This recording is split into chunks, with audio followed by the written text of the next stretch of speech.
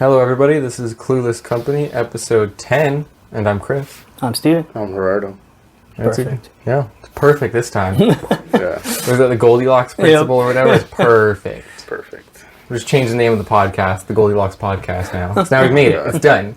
We just stop. That's what all our podcasts will just be us introing ourselves perfectly and then ending it. I'm going to do some new mock-up drafts for the logo. Oh, yeah? All Gerardo. All Gerardo. All me. You gotta do one of those calendar spreadsheets, you know, where it's just him posing everywhere. Paint me like one of your French girls. Yeah. I've been thinking about trying to draw backgrounds for each different episode. That'd be cool. It's hard to find a theme, though, because we switch a lot throughout the episode. Yeah, you don't want to have to make the theme after we do it. Which would even after, it's like we go through a lot of different stuff. Yeah, we went. Like the top, like our topics. Yeah. Yeah, well, I mean, like after we do the podcast, then he draws it. Yeah. Well, he's saying I'm thinking like one theme kind of thing. Oh, to all of our podcasts. Oh, I thought you meant you're drawing a different background for each one of our podcasts. No, each episode, but like the episode's hard to pick what. Yeah, that's fair. Oh, yeah, you're main, saying even within it. Yeah. I mean, what? Most people just do a mishmash now, right? Yeah. They just cut out. Because you're just an amalgam of stuff. But I mean, it would be cool if, like, if you were. I don't want to be like, if you were good enough. But, like, if Not you were good able, enough, Steven. or if you Yeah. have the time. I guess really, like, a bad artist probably just needs more time to make a good picture or whatever. But, like, if you had it to make this really cohesive images that had all the shit in it. And then we just hide the logo in the background somewhere. Yeah, that'd be cool. You can even make a little intro video with it that includes it. So now we have the ruffled, almost horror movie screen to me. But... The flickering. Yeah, like the flickering. What is that, like a grunge where she comes through? No, that's like the snowy screen, isn't it? Yeah, that's just that's a different the static.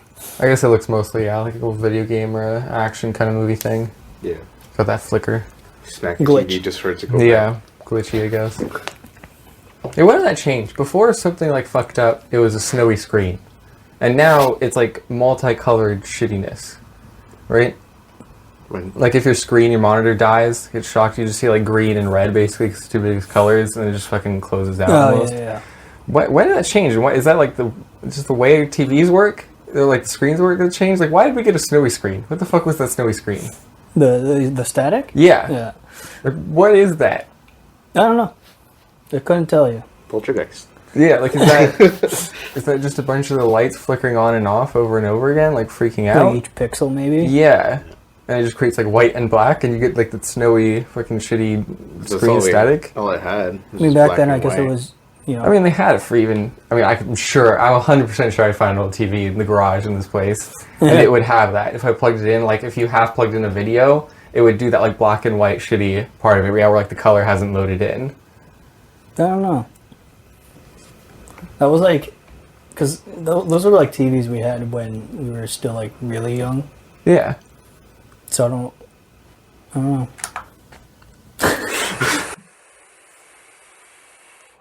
Louder than I thought. But yeah, I never thought of that. Yeah, I don't know why it changed.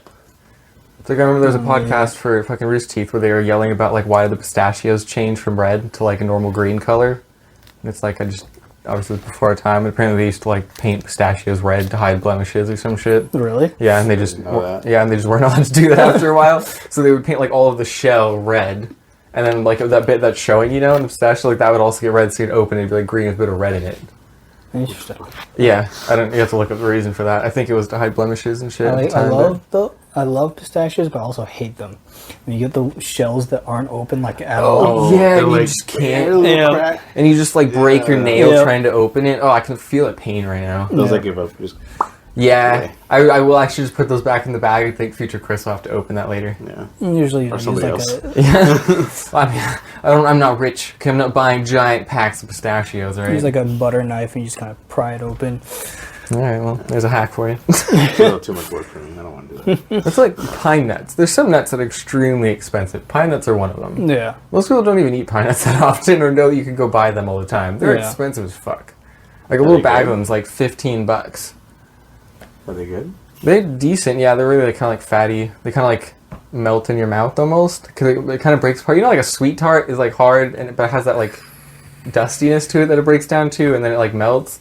This one's more like hard, and it has a bit of that texture, but it like natural kind of breaks down and melts in your mouth. It's a bit better. I don't know, they're good. I like to put them on shit. I mean, for a while when I didn't realize how expensive they were, because Bella was just buying them, and I kept asking her to. When we'd cook our fancy dinners, I would just like crush them up and use them as like breading to like beef and stuff.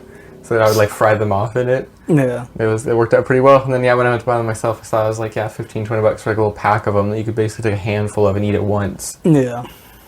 It's fucking ridiculous. Man, I don't know. Do you guys ever get like sad? Because I feel like sometimes when I go grocery store, it's like same shit. Or like, like sometimes I guess you don't look at like jar sections or aisles or whatever like that. Was there any crazy fruit that you want in there all the time? Like you mentioned durian before. Like that's like a crazy fruit. Is there any fruit you really want to see in a fucking market? Fruit? Yeah, or anything I guess. Lychee. Lychee? Ooh, lychee would be a good one. Lychee. Like, what is it, like a rambutan? Which is like a lychee on steroids or some shit? I think I remember just seeing like a travel person say it was like the most delicious fruit in the world or some crap like that. Never heard of it. It looks like a lychee to me. It had like that white fleshiness, which is inside the little circular nut thing. Yeah. I don't know. You have to like kind of pry it open. They used to buy a lot of lychee juice for the carton. You just like get a lot of lychee jelly from Asian markets. Cool. I remember I was in San Diego and we tried their lychee teenies. I felt like I was in the Scrubs having an apple teeny. It was at a ramen shop and they had them for like super cheap. That was like happy hour deal. Yeah. It was so fucking sweet, and it came with just like a little piece of lychee skewed on it. It was so fucking sweet. If someone told me it was like 80% lychee sugar or syrup or whatever, I would have believed them. But it was good. I mean, it at least cut the really spicy ramen. But lychee's strong as shit. Well, that's a good one to have. See, I never see that in stores. Yeah, for drink wise with lychee, I usually get like if I go to get like boba or something, right? It'd be lychee with strawberry or peach or whatever. Never by itself. Okay. Because it is really sweet. Yeah, like is it? I've never had. I guess I've had that lychee, that little piece, but I don't really remember the taste that much. Yeah. Like, is it just super sweet on its own, or are people like adding crap to it? I don't remember either. Like, 'cause I remember haven't had a years ago lychee by itself. because I knew that was the whole conspiracy, not conspiracy, the whole problem with like orange juice and a lot of juices and shit. Because when they take it to have it store on shelves for a long time, the juice, and they get orange juice and you're like naked, they take a lot of like the oxygen and some of the shit out of it. But when they do that, they take a lot of the flavor out of it too when it goes through that process. So then they pump back in a crap ton of like the orange flavoring they use. So they'll say like, oh, it's 80% pure like orange juice. But there are people who will like go and like show off those factories, and it's like if you try the juice with it that comes after that process, it tastes like almost nothing. It's like really bitter and like shitty. It just happens to be kind of orange colored, and so they just add a bunch of fruit juice to it and like coloring shit. And just, it's like that's the orange juice everyone's used to in the U.S. It's like a re-flavored version of orange juice. Can't beat fresh orange juice though. No. So good. Man, we used to have like a little like lemon orange juicer thing. I don't even know where that went. I don't even see those anymore. Just go steal one from Jamba Juice. They probably got like industrial ones that fucking spin for it or some crap. Just hit up Baker and just tell him to bring it. We need to borrow the machine. It's for the podcast, he'll understand. And the machine baker. The people have asked for it. The people want it. We're gonna juice the craziest fruits. Juice some lychees. God. It's like all juice. Yep. It's just like, it's like, I don't know. I mean, I would love finger limes, but I would also, I kind of like that they're rare. Like, I'm growing them, admittedly. But those are a really fun one, and they don't really take the place of a lime or anything. They're just like a fun version of a lime. Yeah. It's like they just look like caviar. So it's like, that would be cool just to see in there. Like, there's like different lettuces and shit, and there's one that's like the endive, like, or whatever. That's like the high-priced one no one buys. You see on Food Network all the time. It's like, that'd be cool if the finger limes were in like that. They're just to the side, so you could buy them whenever you want, but they're expensive. Yeah. I'd be down for that. I just wish there was more exotic sections and shit. So I know there's so much fruit and vegetables in other countries that it's like, you see on like TikToks and crap, and you're like, what the fuck is this? You gotta go to some of those like Asian grocery stores and whatnot. I went to India, weirdly enough, before Bella went back to NorCal, we went to like a little Indian market actually and looked around. They didn't have anything crazy, sadly. Yeah. But I have tried to go to a couple of the different, I guess, yeah, you'd call them here like ethnic markets or whatever. But yeah, just fucking non-white people stores. that don't just have a watermelon in it. Yeah. You know, it's like, even that, I feel like I don't see too much. Which, I understand. It's hard to transport fruit and vegetables. Yeah. It's, they go bad so fucking fast. But still, I would love finger limes to come in. I know that's already kind of growing around everywhere in Europe, and people, it's like exploding now. Even though I've been trying to grow these things for like goddamn half a decade. But, I don't know. Well, I've also been looking at a shit ton of the Lord of the Rings. That's been taking up a lot of my time. That and going over Cyberpunk 2077 for like looking at any updates and stuff they did. But for like Cyberpunk, I don't know. It really, the only things I noticed, the biggest thing I noticed is how weird was at the beginning. You go have like lunch with one of your friend dudes, Jackie, before he gets offed. And it was just a table there. And now, instead of it being a normal table, like the food stand per se, the food, it's like clear, and you can see the dishes in it. Yeah. It's like random touches like that they've done. But from what I've heard and what I've run Reddit, there was some stuff that literally just wasn't, like literally was not turned on. Like for programming people I know was commented out. Like whole sections and functions and cosmetic things were commented out because they weren't working basically at the time when they thought. Yeah. And then when they fixed more problems, they realized when they turned it back on, oh no, it works fine. And so there's been a bunch of shit that they've literally just been turning on in Cyberpunk in the back end to make things work better. Damn. Oh, they still can't get police right. I understand police can be really hard. Like GTA has been doing police for a really long time, and I think people take that for granted, like how well it works, like that system of like where they spawn from you, like how fast they get to you, like the escalation. Yeah. That's a system they've dialed in over like 2 decades. Yeah. And it's like, CD Projekt Red, the company, was doing things like Witcher, where they had stand-in guards, I guess, or whatever there, and, that worked out fine because they could balance it. And it worked out, but it still doesn't work great. I ended up running over one civilian by accident, and I think I had like 15 cops on me plus like 3 drones instantly that were just trying to shoot up my car. Like they just spawned around me. It wasn't like it's like they just appeared around my car like they were like a GM in an MMO or something. They just spawned in and were like, "You're gonna die now." And like click / kill. It's like it's still really bad. It's just so depressing, but. Like, you thought the game was dead, like when I mentioned it last time, yeah. I thought it just died off. Which is fucking fair. I mean, it's been a year? Think of a year? Yeah, about a year. I have to look that up to be sure, but it's been about a year. But yeah, it's sad too, right, because I've been far away, because I did, like, Red Dead Redemption, and I 99% of that game other than one, because I didn't want to finish a quest line where an old man dies, because he's my friend. And so I'm like 99% done on that one. I have the Legend of the East Tavern and all that shit. So I was really into RPGs, really detailed ones too, because Red Dead was award-winningly detailed. Like the horse's ball sacks grew in the sun type shit. Like weird, or like people's pupils, like the NPC's pupils, if you zoomed in on them, grew when they were facing the direction of sunlight, and they would shrink when they weren't. Like, it has such weird detail that you just didn't notice unless a YouTuber told you about it, basically. Yeah. So you're welcome. And, like, then jumping to Cyberpunk, I guess, it didn't, it was detailed, but it wasn't as, like, platinum fleshed out, I guess. And it's like, now at least having a super long distance, and that's just playing, like, Apex and Destiny, which is, RPG-esque, but it's not like that detailed. Like, coming back, it is really good. It's like, I do still have to give Cyberpunk credit, where it's like, you walk in, it makes you feel like, there's not like games that catch my attention where I turn off my other screen. You guys know me, I always have like 2 screens going in music. And it's like, Cyberpunk still makes me like turn it off, want to read and like do stuff, and like, I get worried when I'm like making decisions still when I'm in it, even though I've played the game once before and I know the path. I'm like, oh, but like, what if they changed it? Like, what if they altered it? It's like CD Projekt Red, while they got a lot of shit, is the company that would alter storylines almost after to make them better and more fleshed out. Because they do really like to have these high detailed stuff. Yeah. So it's like, it is still this great game. And it does make me sad, I guess, replaying it right now. It's like, I wish it was so much more fleshed out. Or like the wall running component they got rid of. I'm trying to use swords again, and it's like, there's moments where I'm like, oh, I really wish I could jump over this car and jump onto the wall and like run it and slice this dude. But it's like, no, you can't. So I'll sit back and like scan him with my button and put a virus in him that damages him so I can run up to him. Right. It's like, it makes it a little bit awkward. I don't know. But Lord of the Rings has been filling, when I have turned on my other screen when I've been playing, Lord of the Rings has filled my time. Because that's been way deeper than I thought.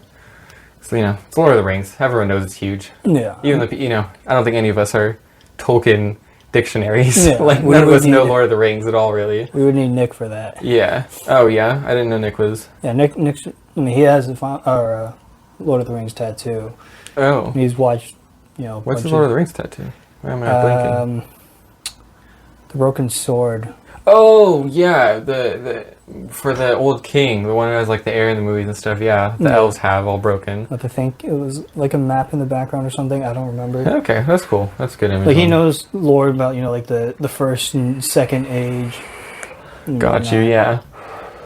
Like I've just been learning random history bits, like Mount Al Ghul, whatever. I'm gonna be a butcher. As Al Ghul, whatever it was, that was a Dwarven domain before it was taken and everything. But I guess one of the old kings went over there because he wanted to retake it. You know, he was the father of Thrawn, I guess, the one you see in The Hobbit. And he was like, all right, I'm a piece. So here's like the map to all the shit to get into our realm and everything, take back. I'm going to take back our other fucking mountain from like long ago. So he just went there with one other dude, with one other dwarf, he just told him to basically watch, and he just marched in like he owned the place. And apparently his friend had to sit outside and watch for like 3 days as he heard random screams. And then the body was thrown out of the king, with like beheaded. And that was the dude who did it, the one who was running it, was the one you see in The Hobbit, the main orc bash, the pale one. It's like Asgore or whatever, I can't remember his name. Yeah. Asgot, whatever his name is. The one with like the pointy thing to him? Yeah, with like all the chain, the little spike stuff. The main white one, the one you see everywhere. Like, I guess he was like leading it, and it was like a big history for him of like him killing all these kings and shit, and how he rose up. Apparently there was another one, like the Mouth of Sauron. I didn't. Apparently he's in like the extended edition of Lord of the Rings that I've never watched. And so I guess like he was just like a normal kind of dude from another race, like a human race, who just rose up the ranks in Sauron's army. So he's not even an orc. Yeah, but he's just like like armored up and everything, and like just the mouth showing. Yeah, I guess. Yeah, and you said that in the books. I guess you do see his eyes as well and shit. And there's a bit more, but you know, whatever. I'm sure a lot of people are going crazy over books and versus movies for Lord of the Rings on YouTube. We don't know enough to do that. But it has been interesting, you know. Like I like diving down into these lores and stuff. It's why I like getting for like the What If series and Marvel. I like diving into those. You know, I dove super deep into the Elder Scrolls lore for like weeks. I feel like I was watching like the YouTube channel Fudge Muppet. I hope that's not even like a racist term somewhere in the world, but that was the channel. Yeah, like they like some of these people, man, are like.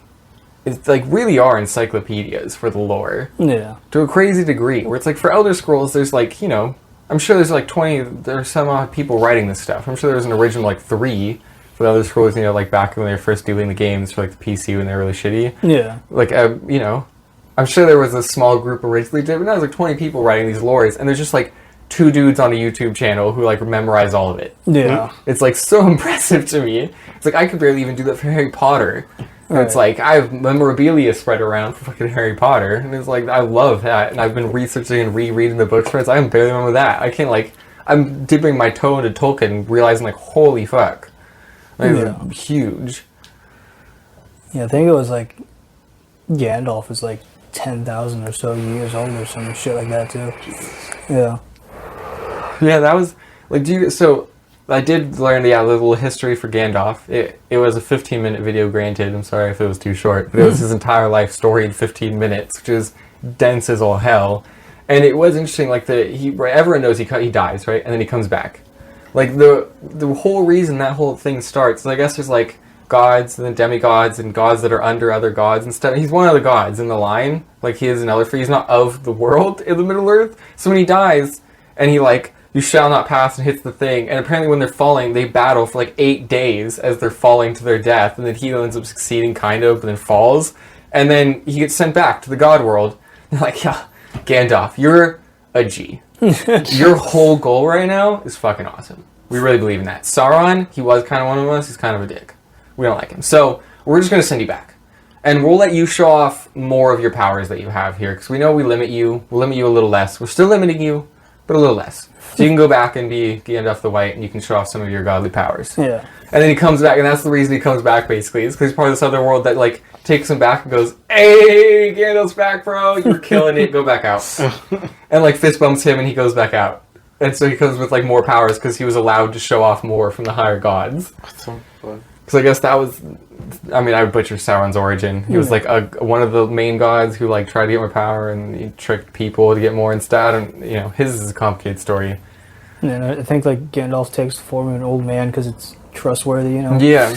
some shit. I And he don't likes to remember. travel, and he thinks, yeah, like traveling, like the old man look is like the best one. Like a lot of the old wizards that like came with that magic line forever sent them down, like the druid one, the forest. Like Yeah. apparently there's him, the one that Gandalf has to attack, the evil wizard. What's his name? Saruman.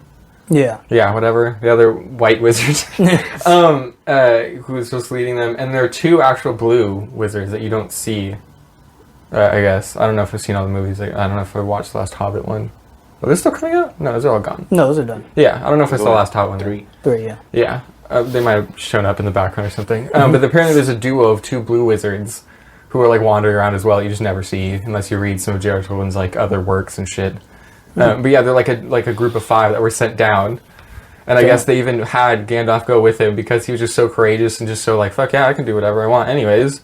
That like they thought he would keep Saruman like on the right path kind of deal. And that's why he's the one that goes sees him and he's like, what the fuck are you doing talking to like Sauron? Like it's like I was sent here to literally have you not talk to this dude and like make sure that we're all on the right path. Yeah.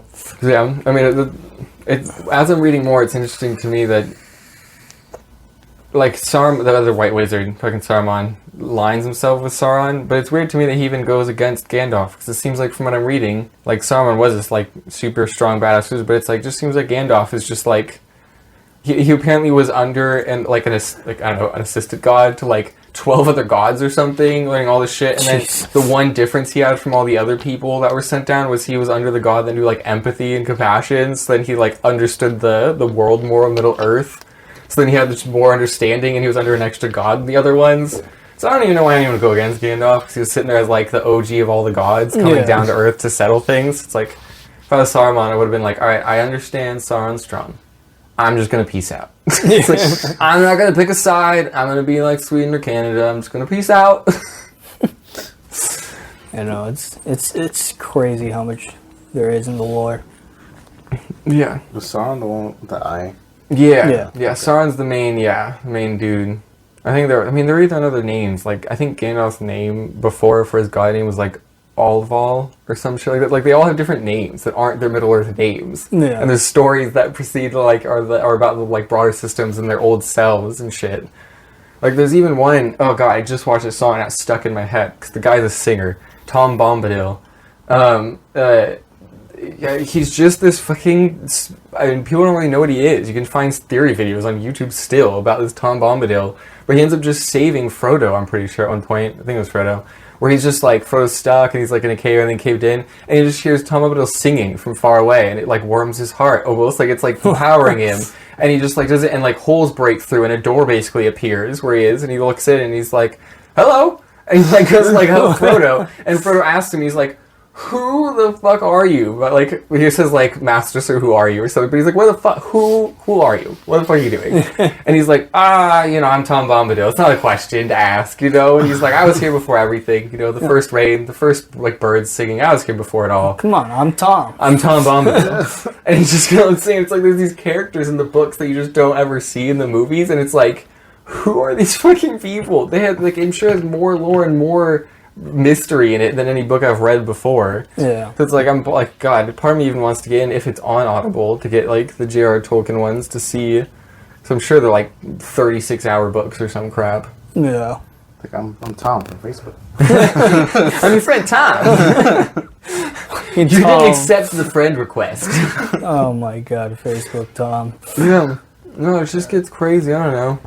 And I think part of what let me in was finding out that whole, from fucking 8 podcasts ago or whatever, where I found out like the animation to do Gollum was, you know, part of the animation that did Pixar shit way back in the day. So I was just getting interested in it. But like, yeah, everything from his linguistic systems that are real to like political systems that are, I mean, borderline real, you know, as much as like political systems, if you make them on paper, will always be changed a bit when you do them in real life type of thing. Yeah. So it's like, will they work in real life? I don't know, probably not. But it's like, they're damn near close. Like, it's like the idea of these created legitimate worlds. It's like, I thought like fucking J.K. Rowling was doing a ton of crap in world building. It's like, no, nothing close. Yeah. It's like, that's definitely the bar. And I mean, I knew that already, like in, you know, social world zeitgeist shit. It's like Lord of the Rings is the biggest, like, deepest thing you get into, but it's like even just watching some theory and lore videos online has been nuts. Yeah, like everything you see in the movies is third age or something like that, and there's still, the first and the second age of lore. It's crazy. Yeah. Jeez. Do you like Lord of the Rings as much, or you just watch kind of the films, like I periphery, like To watch it, I'm not really into it. the film? You like more of the. It seems I like feel you a like the little techie. lost. Oh yeah, Like, yeah, it's fair. well, I mean, like the world that I was in, like Hobbit, and then Lord of the Rings was just like, I don't know. Yeah, I know that they're in yeah. the same world, right, or something like that. I don't Yeah, know. well, The Hobbit is a prequel. Oh, basically, there you go. Bilbo is Frodo's father. Yeah, The Hobbit is about Bilbo's and his journeys, and Frodo in The Lord of the Rings is when you see Bilbo being old, going like, "Oh, I have the ring, and I still want to keep my journeys." And then he like gives it up, and then it's Frodo's journey and shit. Yeah, shit like that. I'm looking for Yeah, and that's confusing too to me. Yeah, for a long time, because to me they were just the same thing. It was just like, all right, same person, just keep going, like. But I just remember the blue sword like turns on when there's some evil. Stinger Yeah, or something. yeah, when orcs are around, it like glows blue. 'Cause it's like an Yeah. elvish blade or something. It's also weird. It's like, how long have the elves been warring with the orcs to the point where all of their weapons are just made to glow when orcs are around? Yeah. Like, they don't care about, I mean, who would care about hobbits, I guess, but they don't care about the dwarves or the humans. It's just the orcs. Yeah. That's weird to me. It's like, Well, maybe they have another sword that you never hear about. Yeah. they have one that glows red for humans, yellow for dwarves, Yeah. purple for hobbits, because who the fuck And cares? it's basically just the Lantern Corps. Man, we can discuss a little bit, because I'm so excited. I don't know. Without being too spoilerish, because you watched the Star Wars ones, the animated. Do you have like, Yes. yeah, do you have like a review, I guess, or something, without being too spoiler heavy, because even neither of us even watched it, but did you like it, dislike it? I Art liked it. style's weird. I liked it. It's different. Like, I mean, it's just, it's kind of like telling Star Wars, but it's in their own version of doing it. Kind of Expanding the retelling universe. or telling? No, not I just didn't hear retelling. you said. It's not retelling, but it's like expanding it on their own, like telling their own stories. Okay.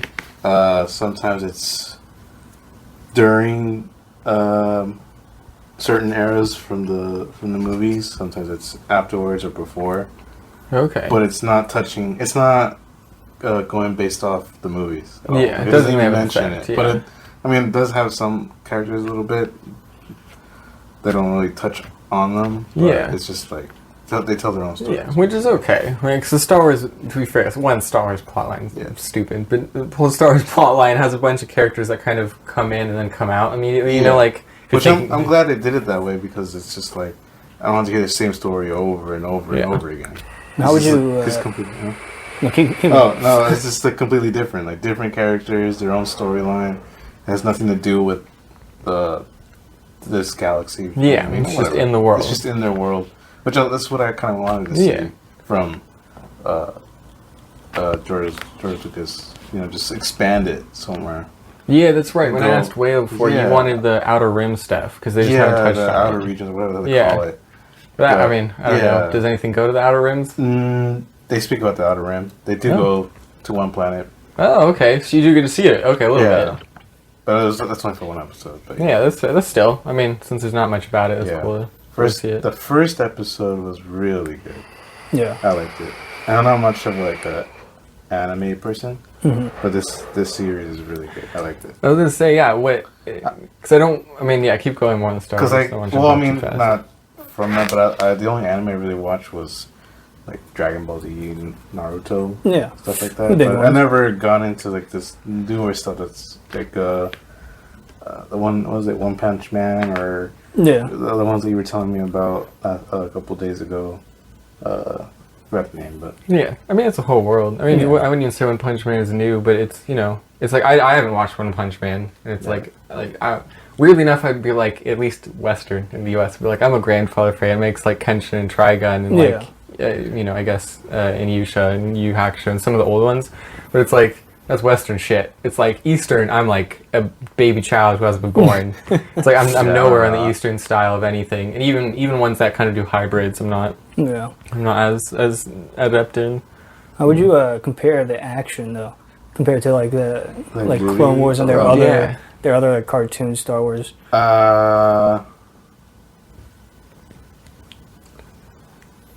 I think it's better than Clone Wars, just because. I mean, they're not limited to what they can do. Like, Yeah, it's more wild. Yeah, they're freestyling it basically. Yeah. With the sabers that they have, like the new Yeah, the new crazy thing you see in the lightsabers, trailer. they can do anything like action wise. Yeah, like combat styles. Yeah.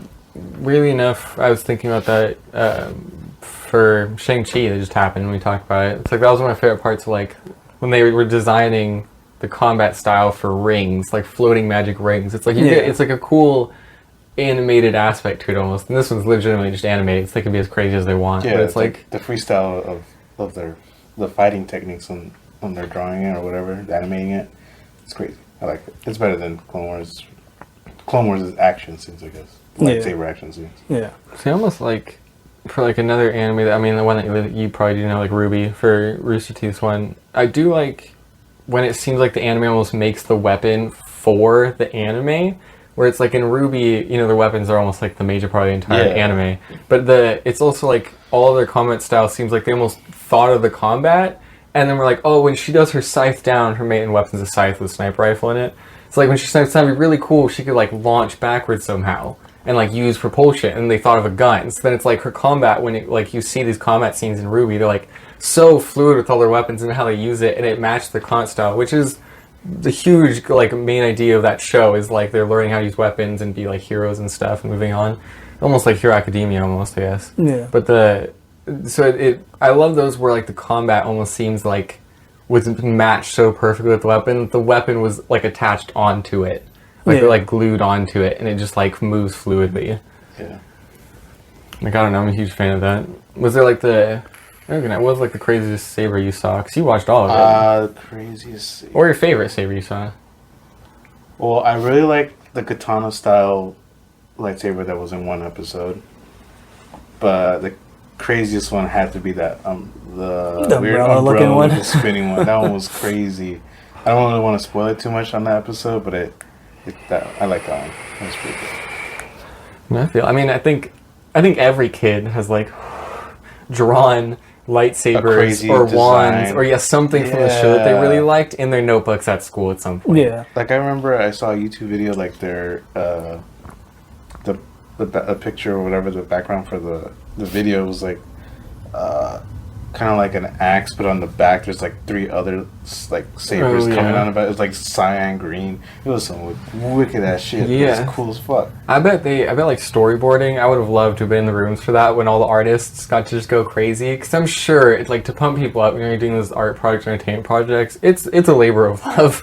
Yeah. Like you're doing a crap ton of work, even if people don't respect it a lot. And so it's like I imagine when everyone was told like, oh, we're making like Star Wars thing, lightsabers, and everyone's like, all right, let's have a competition. Like let's like not who's the best, but who's the craziest, who's the coolest lightsaber, what's the most oddball, and like just get artists to start drawing the crazier things, and you can almost storyboard based on the lightsabers. There was kind of like a whip style lightsaber. Okay, when it like separates or something. It separates into multiple, I guess you could say. Okay. And it turns into like a whip. Yeah, so it starts solid and like breaks to the segments. And then classic anime. Yeah. Classic. But I like how they kept they still kept like Jedi and Sith.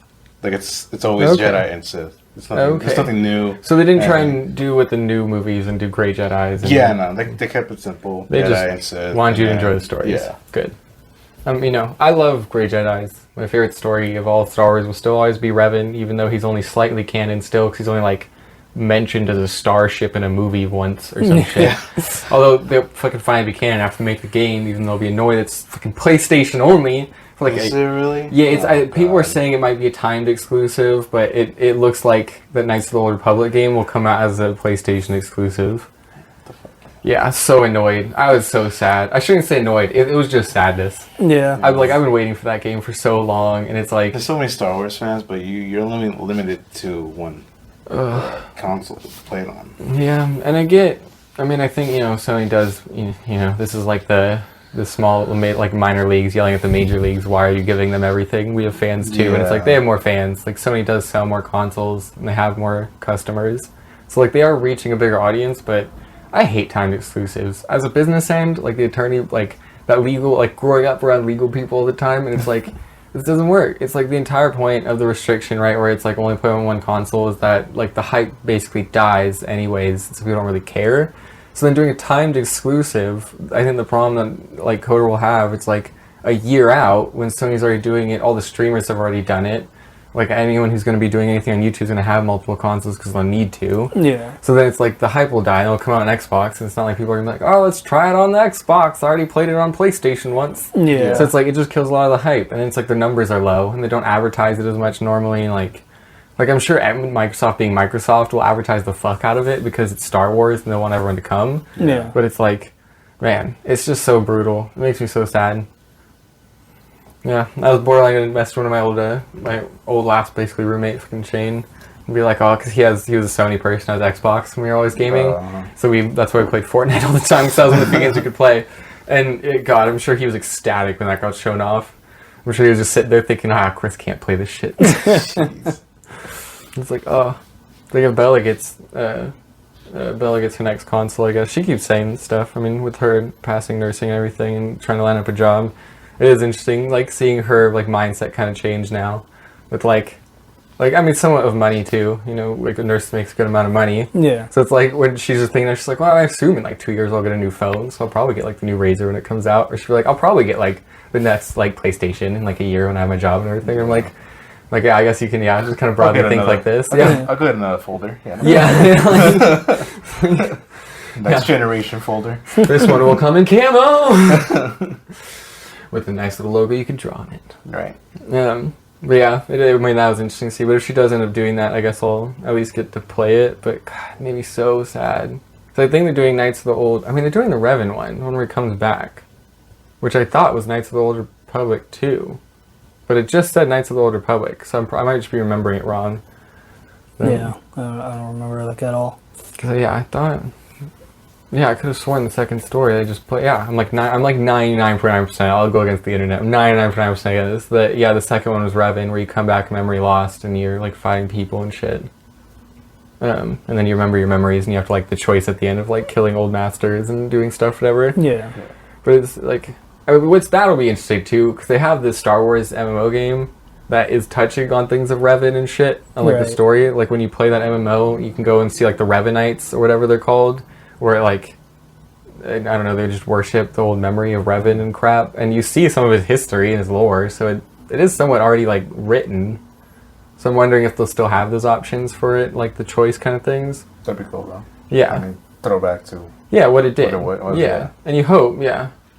Admittedly, I remember, like, Josh commented that he wanted to be able to go back and forth between, like, the old one and the new one. I don't want that. Like, the old one looks like shit. Yeah. I've gone back and played the old one a number of times. It's really shitty looking. Yeah. Like, I mean, I've gone back and played like Republic Commando and like the original Battlefronts. Republic Commando looks better than at least KOTOR, but that still looks bad. That's the one where you're a commando clone, right? Well, I mean, I don't know. The one where there's 4 and you can like individually tell them where to go. Commando. Yeah. Yeah. That was just a great question. That was always the fun part, right? That you could control individually where where people want each member of your squad to go and do. It was like Gears of War times XCOM, you know? Yeah. It was fun. I don't know. I guess I would love a game to come back again. If they'd also do it was Jedi Academy. Yeah. Since that was almost... There was a storyline to that. I never remember it. Yeah. Yeah. Did you play Jedi Academy? Nope. Yeah, so I think it was an original Xbox game. But I think the campaign was like, you're a student, it gets ransacked, you end up having to go fight in some random spots, something. I don't remember the story, but the multiplayer was great. They would just stick you with like teams of like 4-4, 6-6 or something, and like everyone's a Jedi or Sith. Everyone has like force push and pull, so everyone's just like when I was playing with brothers, they would just sit near like walls or like little edges and shit and like pull you off or like push, and like it was fun. It was really rudimentary, really simple. But, like, it was fun, and I would love for them to do a re-updated version, a bit more complex, you know? Like, you know, what's the Last Order? What was the game? Jedi Last Order? Fallen Order. Fallen Order, thank you. Yeah, Jedi Fallen Order. If they brought in like the movesets of that, just made it multiplayer kind of, and said go crazy, like kill each other like mad, like I would be ecstatic. No, I would love it For Honor style. Ooh, yeah. That would be really sick. Oh, and you could like do different, like they do different classes, so the like different powers for the bumpers or something. I don't know how they do the controller scheme. One would have to be powers or whatever. You get like 2 or 3 powers each one. That'd be really great. They could even do it more. I always call Lord of the Rings magic type, like slow magic, where you're not just fucking blasting people with fireballs all day. Yeah. But yeah, where it's like a long cooldown. I mean, you can do the same thing as like Battlefront, where you have push or pull, and then some people have lightsaber throw, yada yada. I would even be down for there to be like a kind of like an unlock scheme for it. That, I mean, you can buy the powers if you want, or whatever, make them expensive. Yeah. So if new people come in, they can. If they don't, like, can just get up to the high scheme if they want. But yeah, it'd be cool, like an unlock scheme, so you could almost create your character as you go. Yeah. Like, you know, like the last Fable, like, changed the weapon, kind of, like, based on, like, how evil you were and stuff, and, like, it would be cool if your character kind of changed, and also, like, the skin would get, like, crackly and stuff, like, as you went dark powers, like, light powers. So you'd almost, like, make your character as you went on and play the game. Whatever happened to that? There was supposed to, they had that really short teaser trailer for Fable 4. I mean, because I think it was just that it was, like, in the works, and Microsoft wanted to flex and be like, no, don't worry, we're doing stuff. It better come out. I'm so sad. I still miss Fable 1 and 2. Yeah. Fable 3 is okay. But, yeah, I really miss Fable. Or 1.2, 1.5, whatever Fable 1 was, where it came out, had that extra DLC bit after. Yeah. That was a great one, too. Yeah, like, I just...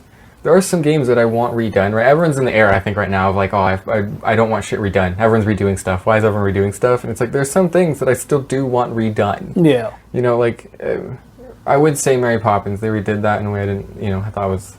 not as good. And then I found out how they did all the color work and film and CGI stuff added in, or animation added at the time. And then I understood why nothing will ever beat that Mary Poppins now. But it's, there's some things I do looking back, and some games are just a lot easier to pick out for me. It's like there's a lot of the Star Wars games I want to pick out. I mean, there's a shit ton of Nintendo games, like Ocarina of Time and Zelda ones that I want them to redo. Like, there's a ton of games that I would love revamped version of. And it's like we're getting to that point where there's a lot of game studios that just revamp shit. And it's like, man, I want them to, get better games. Someone hand them better games, like a Zelda or like a Star Wars. Like, give it to them. Yeah. Like, hopefully if KOTOR does again, or KOTOR does it, like, more studios will be happy to hand over their IP to these other ones and have them update it. Right. But yeah, I don't know. Is there any game you guys have on top of your head you'd really have updated? Force Unleashed. Oh, yeah. I like the powers that they had on there, like the Force Repulse. That was a really good one. Yeah. No, that one made you look really powerful. Yeah. That was back in the era where, weirdly enough, that was back in the era where maybe wanted to go into programming. Because I remember when they were talking about, like, the AI, how, like, they would grab onto each other. They would, like, try to save themselves by holding on to shit and stuff. And, like, they would, like, yell at you and they would, like, fan out and try and do different tactics. And if you did the hardest difficulty, you're getting, like, the smartest AIs. And, like, I remember thinking about that, and that was the era of, like, oh, like, this, like, logic-heavy shit that I still don't understand. I didn't know the image of it all, but I was like, that sounds really cool to, like, do. And I like how the environment acted with whatever force power you're using. Yeah, everything would move around and stuff. Some things were hidden that you had to use the force powers for, and like even the fauna too would move when you use the force push, would just like blow. Oh, or even move around, right? Like if you had a stormtrooper lift him up near a big leaf, like one of those big plants, he would grab onto it and it would move. Like the leaf would move with him, and like it would be stuck to the ground. And it's like that was such an era of like NPC programming that made the user feel really powerful. Yeah. And it's like I wish there was more of that. I don't know there's that many games now that do that. Like the only mechanic I know that everyone still uses is the health buffering, that when you're on that last 10-15% of health in like any game and you're always like, oh, I haven't died yet, because there's a behind the scenes like stat that's been upgraded where it makes you stronger, so it's actually more like 75% of your health, so it gives you that feeling of I'm about to die but you don't. It's like there's that, like that's one of the few things of like really back end programming, like logic that's fun, that like helps the user. It's like I just don't hear about that shit anymore. Right. Like, I don't know. I would love that if people talked about, like, Elder Scrolls, like, when you walked up to them, if you, like, hit them in the leg, the AI was smart enough to know, like, that they had to start limping. Yeah. You know? Yeah. Like, I would love smarter AIs. Yeah. Like, why do you, like, I don't know. Why do people not do that? Oh. Like, it seems like a... They give up? Yeah. Like, I don't know. I know logic... You just focus on other parts of the game. Yeah. They don't delve too deep into that. And then when I like what, right? Because like for Force Unleashed, right? That like the thing we're talking about is a back-end NPC thing to Force Unleashed. And it's like, that game was great. It's not like they were like, oh, we really had to strike back on graphics or something. They went all It out. was like a phenomenal game. Yeah. I guess the only other game I could think of could come around was Shadow of War and Shadow of Hunt. They had a cool NPC system where they just remembered you. But that wasn't really like, Yeah. I don't know, moving and trying to save themselves really. I guess there was Yeah. like a fear mechanic where they'd run away, but yeah, one more shit like that. I don't even know who made that game. What was the For- Force Unleashed? Oh. It's like, I always just see Obsidian symbol everywhere, so I think, but that's the software group. I don't remember. I'll look it up. Yeah, one of you guys can look it up. I don't remember who made that one. 'Cause who's doing that? What have they done lately? It's like, where did all that like logic and back end understanding of NPCs and stuff go? Like, did that Yeah. studio get gutted and Microsoft bought them? So yeah, like what happened? Because whoever was doing the back end program and the logic, they're good programmers. They're like their understanding of how to interact with mechanics in the real, like in the digital world. I mean, right, like with their NPC and like almost an emotional aspect of the NPC and like how that interacts with the user is like, that was really fucking good. Yeah. It's like the idea of having all the like stormtroopers try and save themselves was like a really smart, simple thing where it's like, I'm sure there's more complex back end, but like as an idea, it's like, let's have them try and save themselves. No one NPC does that. Like, Yeah. So, the developers were LucasArts, Asper, Chrome Studios, Enspace, Universomo. Interesting. Where was? Let me see. Oh, Aspire. Yeah. Oh, Okay. Aspire. Lucas. I mean, yeah, of course, LucasArts. I'm sure I had a hand in it. 'Cause it's Yeah. Lucas stuff. But yeah, Aspire. I mean, they do a lot of shit. If Aspire was the main one, that's just crazy to me. I don't know. I mean, crap. Even Cyberpunk, it wasn't like people were trying to save themselves. They got out of the way of the car. We pointed a gun at them. They were really just like, "Oh, call the cops." You just shoot them in the head. You're like, "Why didn't you duck? Why didn't you move? Run? Do Right. something." Like, it's like. So I don't know. Like those are cool fucking game mechanics that I feel like now are just not thought of, I guess. Because like I think now the big jump has been to just person to person, Fortnite, Apex, like these battle royale games where it's like you don't have an NPC. Yeah. It would, yeah. I would love to see a game with some groundbreaking NPC mechanics that would, really bring it to the forefront of the game community. I think, well, actually, one thing I didn't even write down, fucking the new Microsoft Duo phone. Cause it's interesting, right? Like where money gets placed is where like things get upgraded. That sounds super logical, but like for video games NPC, people were big on that, so people were putting a lot of money into the programmers that were building NPCs. And it's interesting this era that we're into, like folding phones. We're getting now weird high-end hinges, where it's like like wherever phones go, the shit just gets high-end because people will pay like $2,000 for a phone and not bat an eyelash when they won't do that for anything else in human existence. Yeah. So it's like. It is interesting right now, like for the Microsoft Duo video that I sent. I don't know if you watched it or not. If you were, I didn't watch it. I saw it, but we'll watch it after. It looks good. The phone looks really good. That was one of the things they showed off. Is like a new prototype, like crazy hinge. That was like 2 cogs with like a little center diffuser thing. That was like a revolutionary hinge With a screen.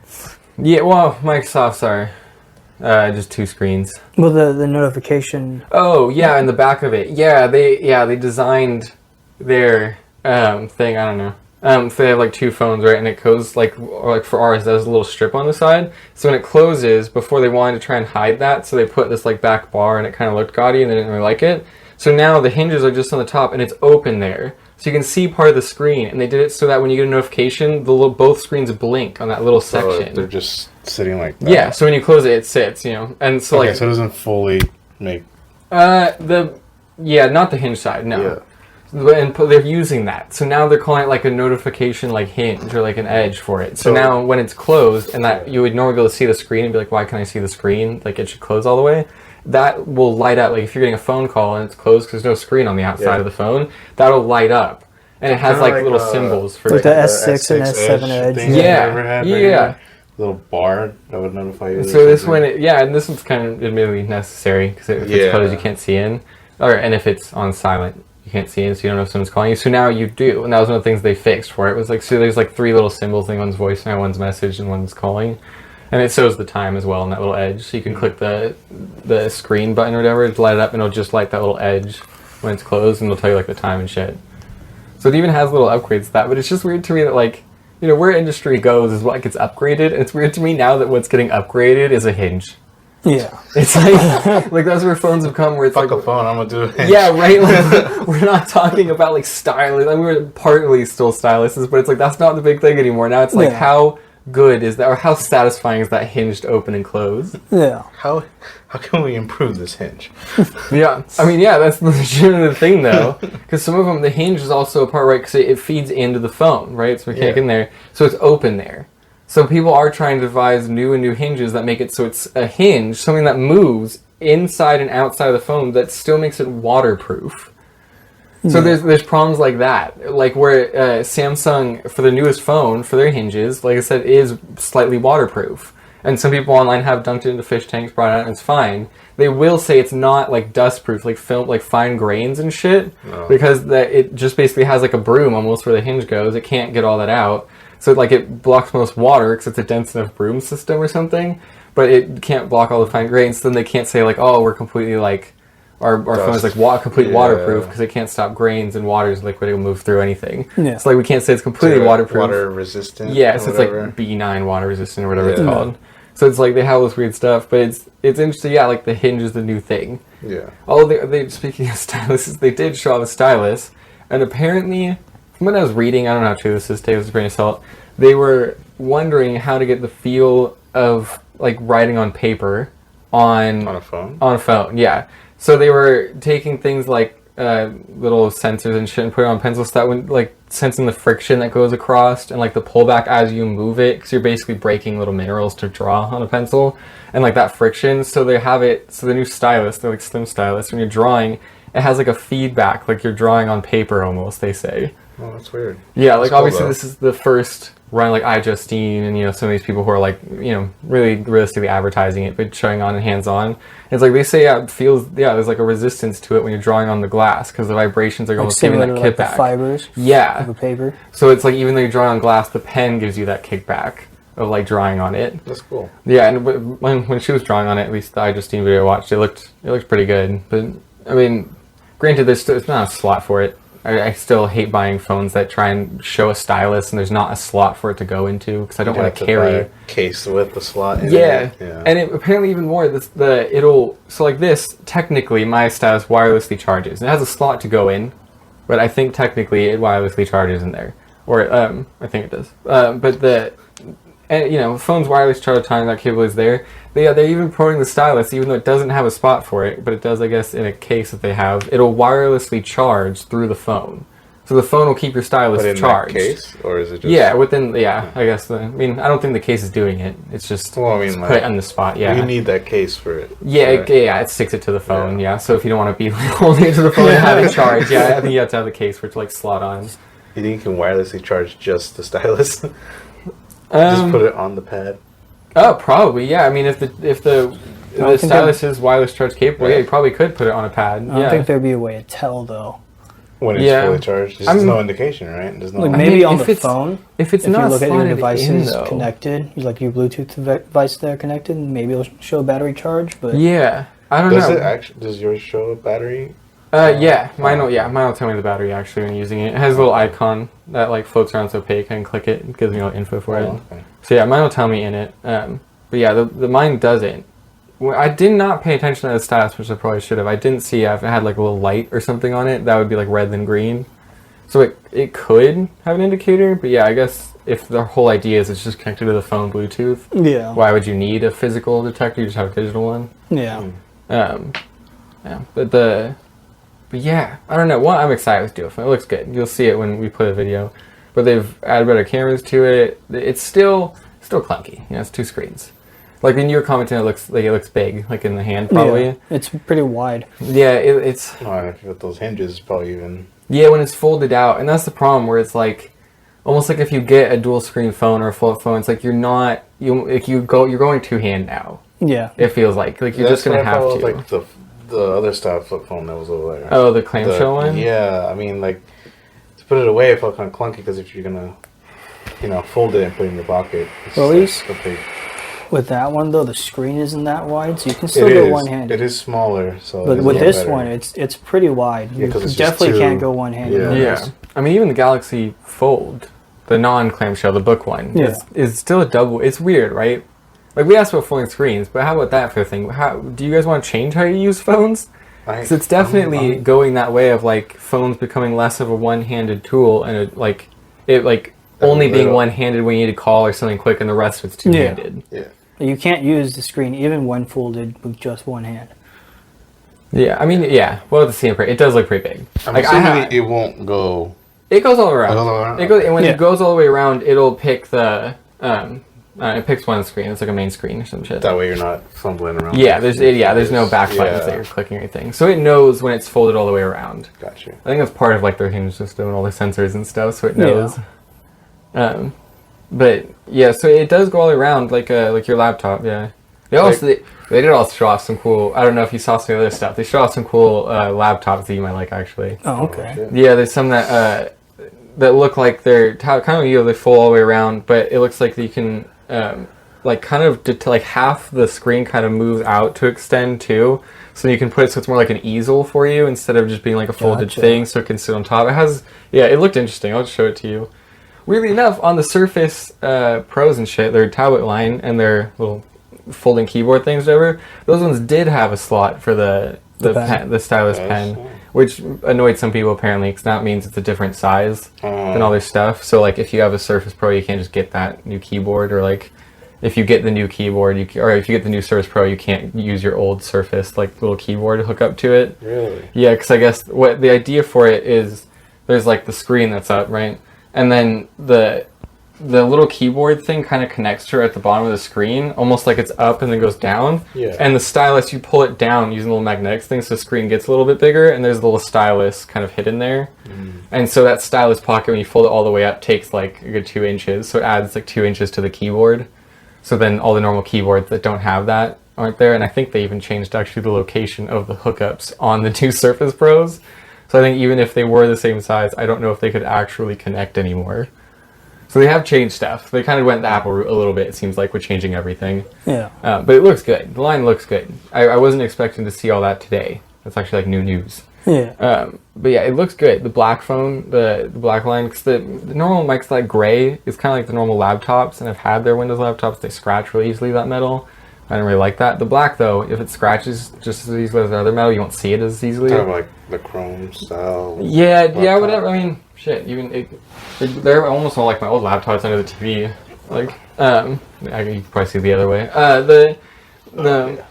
It kind of was like that. They had a gray one like that, and they had a white one, and it just looked like it would be scratchy or like fudge, like fingerprints would get on it for the white one, 'cause it's super reflective, and the darker one just didn't look good. So then this new black one looks. I don't know. I think it looks pretty solid. I was pretty impressed with it. I know everyone wants cameras. I mean, that's like 90% of the fucking ads these days are, look at our cameras. Yeah, every new phone, it's like, hey, we have a brand new camera. Adding another camera to the phone. Which most people don't even, it's like there's so much compression that can happen between getting something from your phone to a laptop. Yeah. Like, if you're not careful, it's like, I just don't, I didn't understand the space zoom on this one. Like space zoom? Oh, yeah, 100 times zoom. It's like 200 times zoom? I think it's 200 times? I think it's 100. 100. Okay. I think I have like I think I have fucking micro or macro, whatever it is, little lens or something that's not even fucking 200. 200 zoom, that's ridiculous. That's 100. No, it's 100. I thought it was 200. Still! I mean, that's insane. I mean, the camera goes to 300. Yeah, but that's a camera! Like, that's a video camera. It's supposed to shoot tiny people. Like, this is technically still, even though it's an old camera, it's sold for like $200, $300 just for the camera. I don't see what the purpose was. Like, what were we going to use that? It was going to stay up to the sky and just go space zoom all the way up. Yeah, and the quality is not even. Well, not only the quality, it's so hard to control. Yeah, you're just whatever you're trying to look at. You're not like gonna this. Yeah, because they don't have strong stabilization. Yeah. How are they? It's like in a centimeter area. Yeah, but it's like this, even though you're just like this. Yeah, but It's ridiculous. Stabilization cameras. So I mean, it's funny. People got so crazy with stabilization, they just stopped putting it in the lens. They just start. It's like now they have the full suit that just carry the fucking huge camera. They can like jump and bounce around. It stays there. Yeah. Oh, the one on the hip, right? Yeah. The whole hip backlight, the whole setup thing. Yeah. It's so cool because you're like this, but the camera's just. Yeah, it'll just stay there. Yeah. It's crazy. That's You just cool. pick a spot for it, and it just keeps track of that spot digitally. Going, oh no, every 10 milliseconds, it's just like keeping track of that spot. Yeah. That's just That's cool. crazy. But it's like, I mean, you can only fit so much stabilization within the lens area of a camera. Yeah. It's like you're basically, I mean, in olden times, I'm sure you're basically just putting fucking springs in there hoping it works. Now it's probably cushioning and shit, but it's like, Yeah. it's still only like half an inch on either side of a lens to do that. The only time I've used 100 times zoom is when I got the phone, To test wanted it to out. try it, Yeah. and then that was it. I I've never imagine touched that. it's for like, right, 'cause when you're designing products like this, you do the extremes and everyone just fits in the middle. So imagine they're talking about people who are, the travel bloggers and shit like that, who take a lot of videos on their phone, and maybe if they're on hikes and stuff like that, they, take their phone out. And they want to see, their friend that's really far that like is the main person of the Instagram that they're always shooting for and shit, whatever, and like they want to do that. So maybe I could see that because I do see a lot of nature people doing those far videos. Where they're like, oh, look at her sliding down the mountain, like we got to catch up, like whatever. But for like the average consumer, it's not going to be used. Yeah. I mean, will it focus really close? Can you use it as like a micro lens or macro lens, whatever it's called? But honestly, I haven't used the camera that much at all. Okay. I mean, I use the camera a lot for my work, just to take pictures and videos. I mean, it's really good. I've just never gone that far, like zoomed in. Why would you need? You're looking at a car, Yeah, I have no reason to zoom in. You want to see the much. fibers of like a filter or something. Like, what would you be looking Look at? at that! Woo! I still gotta go take my car in. It was like get the carbon filters changed out or some shit. The cabin filter. Cabin filters, yeah. My car You do smells right weird. here. It's literally just a panel that pulls out. Is it really? Yeah. Can I buy the things? Can you buy the filter? Wait, do you mean like it's in the, like do I have to take anything out to do this? No, literally, it's on the passenger side, on the inside kick, like the side, like where the dashboard, basically. Yeah, yeah. The bottom on the for all the wires that you see. Yeah. There's like a plastic trim. It looks like it's a cutout piece. Yeah. You pull that out, and it's right there. I'm gonna have you show me how to do this soon. See, I need to take that. My car is just getting some of that little funky smell. That should take apparently. Yeah, that's like they call it an AC filter too, but it's just basically for the cabin of the car. Wow, I'm paying a lot of Well, money you for know. that AC filter. Everyone I've never heard it just called the cabin filter. If I go to like O'Reilly, they tell me to change out the cabin filter, and then if I go to an actual place like the Dodge dealership, they're like, oh yeah, your AC filter needs to be changed out. There's so many names for the same fucking thing. Yeah, because I think they'll charge more for an AC filter. It's like, Yeah. like I'm in charge like hundreds of dollars. I didn't know that was the same as the AC filter. So I went to O'Reilly and I was like, oh, I think I like mold in my little AC unit and stuff because it's been sitting for a while. And he was like, okay. He's like, have you had your car? When was the last time your cabin filter didn't change out? And I was like, I don't fucking know. I don't know. And he was like, just change that out. It normally just fixes it. Like I've heard like 3 names. There's cabin filter. There's combination filter. There's dust filter. All for the same fucking thing. Pretty sure this dude fucking carbon filter, weirdly enough. But he was telling me, he's like, yeah, he's like, it just changed it out. It should probably smell for your car. And I was like, okay, thanks. I was like, need to get that then. I changed that out once, and then I just didn't do it anymore. Oh, yeah. I gave up on that car. I feel.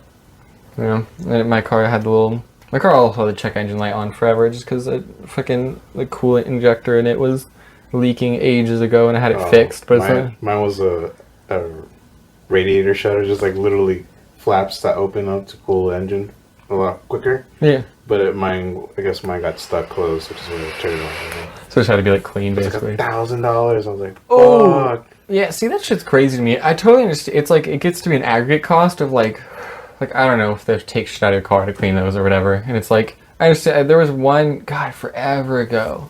It was a part, and people ended up lying to me, so I happy about this. And I just went to a Dodge dealership, and they were honest with me.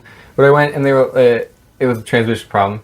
And I went, and they're like, oh no, and they talk like pressure in all these areas. Oh, or this is some the time shit. where we got stuck in neutral? Or something like that? No, I mean that was the problem. Oh, but that yeah, was because I heard about it before, and I went to someone, and they told me it was fucking fine. The recall, right? Yeah, huge Yeah. fucking recall. So annoying. I almost died on that recall. Fuck you, Dodge.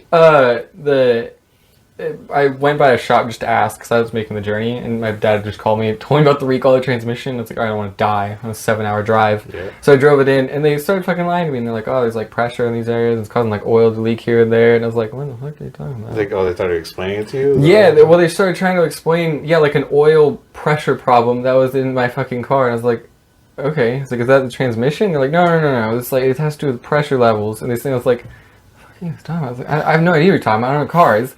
And they're like, yeah, it'll be about like $1,000, $2,000. And I was like, okay, yeah, sure, I'll go get a second opinion.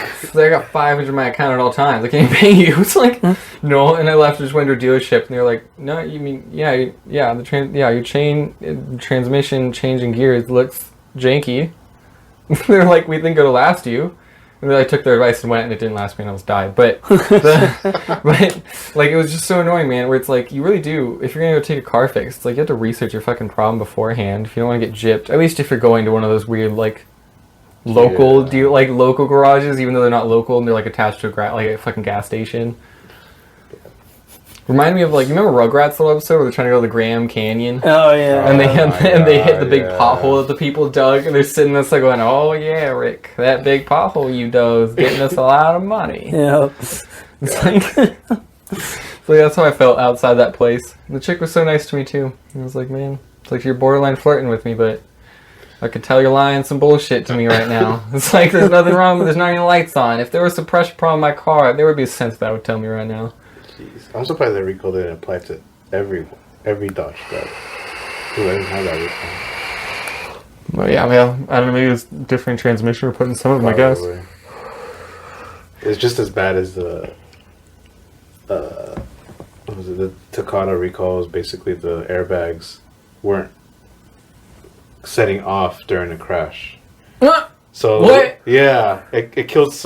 It killed a lot of people. Yeah, it didn't set it off, which is why they had that world mass recall for that. Oh god! But it was just like, damn, that's some serious fucking shit. So yeah, some people are shady as hell with it too. Like I remember, like Toyota's a great company. I even interviewed Toyota for in high school. We had to do the econ thing. That too. Yeah, did you ever Toyota? I went to Toyota, or was it? Yeah, it was Toyota. Right. You weren't in my group, were you? No, I was with by Sam. by Spectrum and shit. You're going down that way. Whatever, yeah, over there. Yeah, I did Toyota. Yeah, there was the dude that I talked to. Maybe talking the same guy. He had because Toyota had the whole problem with the brakes and shit that didn't work. And he had in his office one of the brake pads and shit that like didn't work and was malfunctioning. He's like, to remind me, as to work my best. And my head was like, you're not even in that area. No. It's like you work in finance, and that's the reason I'm talking to you. It's like you're not an engineer. You don't work in automotive parts. Yeah. But it's so weird. It's like Toyota as a company was so like, oh yeah, we really did a bad thing there. Okay, please stop talking about it. And there's people inside who have no working of engineering or anything going, yet I keep that brake pedal in my office, stare at it every day. And you're like, why? To remind myself. Yeah. What, that you work for a company that fucked up hard? Like, Toyota's fucking, it's like, what? It's like Toyota normally has a great track record of cars, that's why people buy them. It's like, I don't think you need to keep the brake pedal of the one incident that you weren't a part of. Like, yeah. So it could be one thing if you're like, yeah, I really fucked up an econ deal and cost the company billions, so I keep that mail or that email like fucking stamped on my forehead. Like that would be one thing. It was like, no, dude, you're in finance, so I'm talking to you from an econ class. Like ridiculous. I don't know. This place was interesting, right? Like doing that thing just made me wonder, what do you guys do? When I was walking around, and weirdly enough, he was supposed to be telling me what they did. And he was like, oh, we're the finance division, over there's sales. And I was like, I feel like, I don't know, you guys just be the same division now. Like, so you guys are just telling what sales they can't do or some shit. And I was like, it's like, why aren't you just the managers of sales then? If you're in the finance going, you can't do this. I was just so confused about whatever. There was like fucking like 100 people in that goddamn office. It was just, I don't know, just jerking off. It looked like half the cubicles were empty. I had no idea what was going on. It's like that weird thing in business where you just don't know what anyone's doing. It's like 90% of people are in HR. It's like, you just don't know what that job is. It's like Barney from How I Met Your Mother. You're just like, what are you trying to do? He's like, please. You just never know until the end where it's an anagram. Yeah. It's like, oh my god. I don't know. There's definitely so much shit. And more, like we talked about like job hunting before. It's like, I get more and more of that where I start, like on LinkedIn, I'll start typing in a job title, see what other ones pop up like it, Yeah. Like I'll do like human, so like human resource, so it's like human agent advisor, and I'm like, what the fuck is a human agent advisor? Like, What? and I like start clicking other things. There's all these other names for jobs where you're like, what do these people do? Like, Human agent advisor? yeah, I think when I clicked that Not to one, be confused by the robot agent. Oh, yes. Yes. But I know that one. it's called IT. I think that one ended up being like like an assistant for talent or some shit.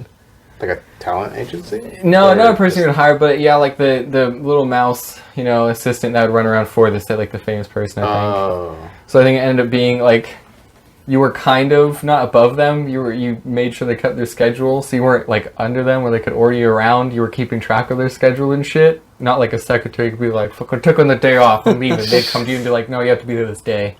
I think that was the vibe I got when I was reading the LinkedIn thing. But yeah, there's just tons of shit like that where I'll like type in. Glorified receptionist? Yeah, kind of. Yeah, or glorified assistant almost, I guess. Like, Yeah. It's just, I don't know. It's interesting sometimes go to LinkedIn and just start, like, it's only like Google Complete. It's like I just start typing in stuff just barely. that's so weird. Human advisor. I made sure to sign up for all the, executive positions so I get alerted for those, like everybody does. Yep. It's like, new executive position open in Irvine. Might as well apply. Steven, I'm your human advisor now. Human agent. You're a human agent, Steven. Human agent advisor. Advisor. And I make basically- sure you know you're human. Well, I require 50 years of experience in high school. Just in luck. I was there for 100 years. Oh, shit. Jesus. It's like they almost make it sound like you're the advisor to the agent of the human. Right? Like you would just sit around and be like, make sure to tell your client to get his work done. Like, I'm a manager, okay? Leave me alone. Trying to be bothered by you. Yeah, right. Fucking peasants. I tell people what to do and get paid for it. Like, I don't know. Like, it's always interesting sometimes too. Like the periphery jobs, like a YouTube person. Like, obviously we're small. We don't have an advisor, an agent, a PR group, a videographer, anything. Yeah. But if you're looking for one, I mean, If you're looking for one, I'm the guy. I do all the audio work professionally. We could also hire you as an intern, unpaid, of course. But Paid intern. we'll answer the call if you want to put us down as like a, what do they call, like a Reference. reference. I kept thinking requirement. We're a As your requirement. Required for you. You had to work You want to for get a job this in company. Utah? Jesus Christ. No, I don't know. Like, there's just so many of those jobs, right, where it's just back end. Where it's like, yeah, I watch the Try Guys for the channel all the time, and it's like they have a dude, Miles, who is their podcast host and like advisor and executive, and he keeps track of shit. It looks like he'll cut between people, stuff for like the cameras and everything. If I was talking less, and I was just sitting on the side, but you guys would talk to me still, and I had all my shit. It's like that's what I would be. Yeah. And it's like, that would be good to have. But then that's also a person who just is there for when the podcast is shooting. Yeah. So then there'd be another person who edits crap behind the Yeah. scenes. It's like bigger YouTubers have like, a person to help podcast in the moment. They might have an editing crew moment to switch between if that like person's more of like a soundboard dude. He doesn't want to do any video stuff. And you have editors in the background. You'll have people who are like researching shit for new topics to be done. Yeah. Like, I'm all that. I'm all that. Copyright. Oh, God. Oh, just a little off tune, it's perfect. Yeah, always. That's all I can sing. The day I get copyrighted for a song I'm singing on the internet is the day I just drop everything and become a singer. Yep. Yeah. It's like at that point the internet is telling you. That you're good. Yeah, you're too good. You You're can't too sing on the good. internet. Other people are losing out money because you're singing on the internet. Right, people worry about that, right, for games, streaming, shit like that. Yeah. But there are people who do cover videos for songs. Like, we're never gonna, no one, Rooster Teeth, as much as I love their comedy and shit, they're not great singers. No one's gonna be a better singer than someone who's a cover artist.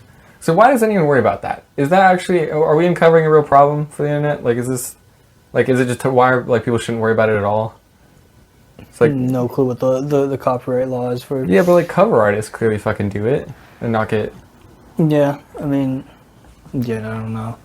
and some of those people, that's like their main income source or whatever is just, 10,000 people watching the covers. Yeah.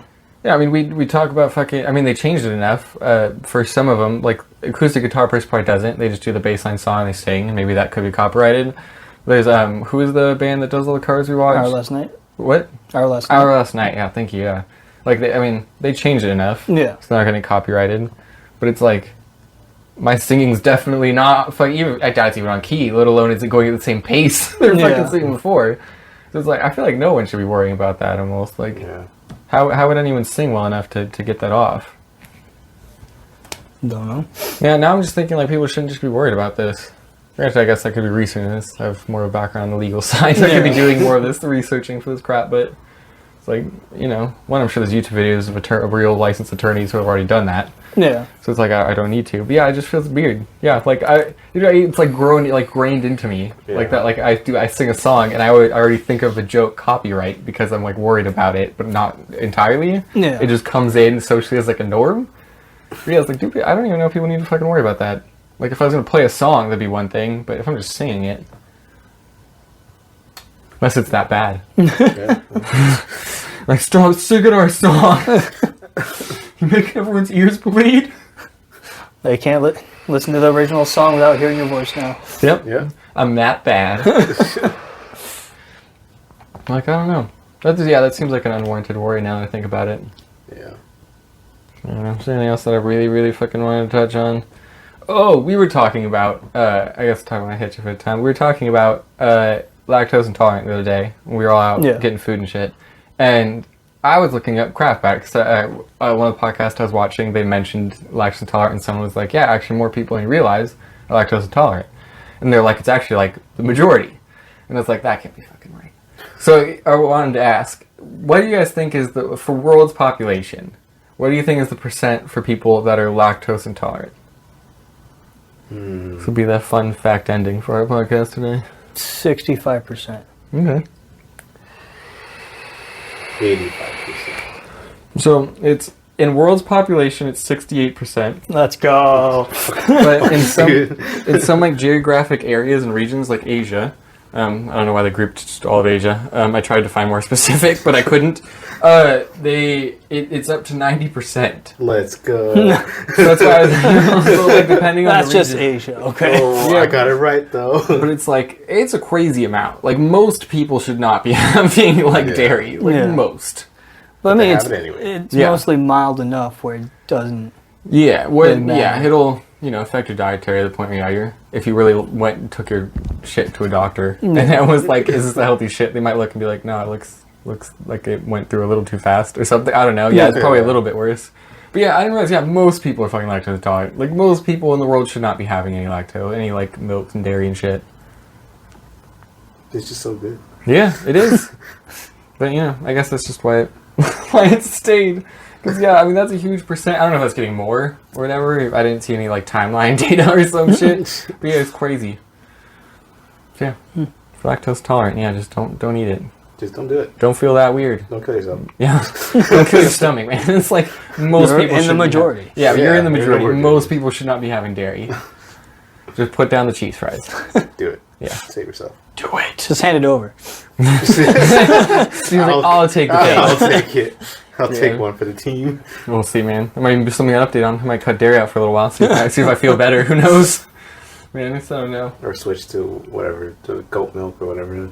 Yeah, I've been seeing a weird milk. big Kickstarter thing that everyone's liking. It's like looks like a blender and salad spinner in one. That's like for oat milk, where you pour a bunch of oats and shit in the middle and like the water and ends up like churning it and mixing it and has like filters so it spins all the water to the outside. Yeah. There's some crap so you can like make your own oat milk at home now. Huh? You still have to buy a crap ton of nuts. I mean, how hard is it, right? You just grab a bunch of oats and you just start milking them. Yeah.